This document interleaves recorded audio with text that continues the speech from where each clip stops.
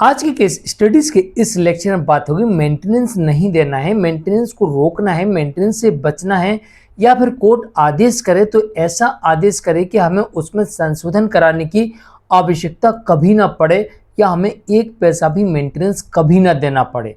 अगर आप चाहते हो कि आपके केस में ऐसा मेंटेनेंस के केस में ऐसा आदेश हो, तो फिर ये नियम नोट कर लीजिए, ध्यान से समझ लीजिए, क्योंकि आप ही ऐसा कर सकते हैं कि अपने केस में कुछ इस तरह से आदेश करवा सकते हो सकता है कि आपको इन फ्यूचर एक पैसा कभी ना देना पड़े। तो नोट करिए नियम। जय जिनेंद्र, मुकेश जैन। वीडियो को लाइक और शेयर कर दीजिए, और इस तरह के जजमेंट्स का पैकेज पाने के लिए जिसमें लगभग आपको 200 जजमेंट्स मिलते हैं, या अन्य किसी जानकारी के लिए दिए गए नंबर पर आप हमें संपर्क कर सकते हैं। नोट करिए नियम नंबर 1। पहला नियम यह कहता है कि वाइफ जब भी आपके विरुद्ध केस फाइल करती है और उसका समन आता है, तो समन से भागना नहीं है, भागने की बजाय समन को लेना है, कोर्ट में उपस्थित होना है, वकालतनामा पेश करवा देना वकील साहब से। कई लोग क्या गलती करते हैं, पहुंच जाते हैं, वकील साहब को नहीं ले जाते हैं और डेट मांगते हैं। इससे बेहतर है कि आप वकील साहब को ले जाइए और उनसे कहिए वकालतनामा प्रस्तुत कर दीजिए, उपस्थिति अपनी दर्ज करवा देंगे। इसकी अगली तारीख पर आपका मीडिएशन होगा। कोशिश करिए कि आपसी सहमति से मामले को निपटा लिया जाए, ये सबसे अच्छा और सबसे बेस्ट रास्ता होता है।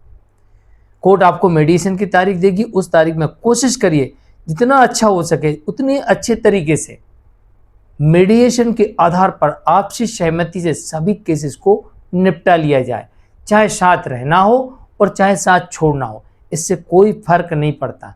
लेकिन फर्क इस बात से पड़ता है कि केस लंबा ना खींचे, यही सॉर्ट आउट करने का प्रयास करिए। नंबर 3, अब अगर बात नहीं बनती है तो अब आपको अपनी तरफ से जवाब फाइल करना है, जवाब फाइल कर दीजिए।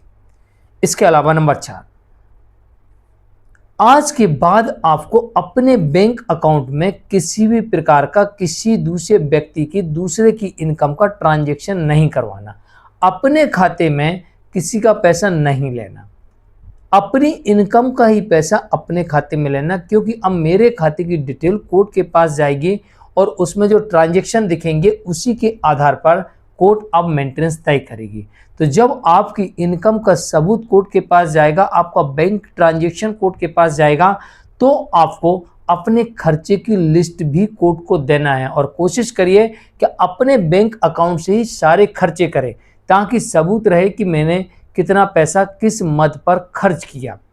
अगर आप कहीं पर जबरन खर्च करोगे, मान लो आपने तो कहीं खर्चा करना है तो शॉपिंग कर लेते हैं, इससे कोर्ट कंसीडर नहीं करेगी। जो जरूरी खर्चे होते हैं आपको वही करना है, और जिसमें आपका एक खर्चा और बढ़ेगा, एडवोकेट की फीस, क्योंकि ये भी आपके ऊपर खर्चा आ गया है। तो जितने केसेस हैं उतने केसेस में आपने जितने भी एडवोकेट किए हैं उनकी हर महीने की कितनी फीस देते हैं वो भी आपको खर्चे में दिखानी है, और इसके अलावा साथ ही आपको इस केस में आने का जाने का, क्योंकि आपको वाइफ के मायके जाना पड़ेगा, तो आने का जाने का रुकने का खाने का जो पैसा खर्च होता है वो भी आपको दिखाना है। तो ये खर्चा भी आपको दिखाना है, और अपनी लायबिलिटीज और एसेट ये भी कोर्ट के सामने लानी है। नंबर 5, आपके परिवार में कितने लोग हैं, वो बेरोजगार हैं या उनकी कोई इनकम है। अगर वो बेरोजगार हैं तो उनके लिए भी मेंटेनेंस आपको करना है, मेंटेन करना है, तो वो आपकी लायबिलिटीज है, ये भी कोर्ट में दिखाइए। नंबर 6, पत्नी की कोई इनकम ऑफ सोर्स है, उसका सबूत आपको ही देना है।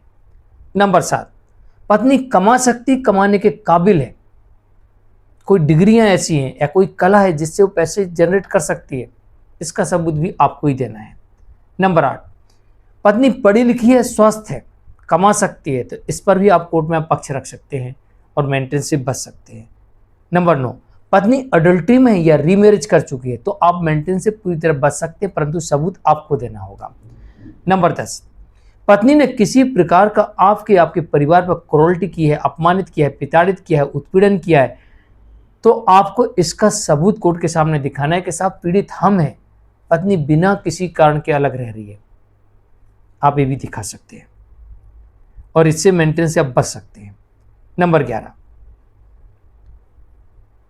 इसके पहले वाइफ ने खुद ही मेंटेनेंस छोड़ा हो आपसी सहमति के आधार पर, तो भी आप मेंटेनेंस से बच सकते हैं। तो ये थे कुछ ऐसे नियम, अगर जिनको आप ध्यान में रखते हो और सबूतों को इकट्ठा करते हो और मेंटेनेंस केस में समय पर रखते हो, तो उम्मीद है कि आप मेंटेनेंस से बच सकते हैं। मैं मुकेश जैन, आज के लिए इतना ही। नमस्कार।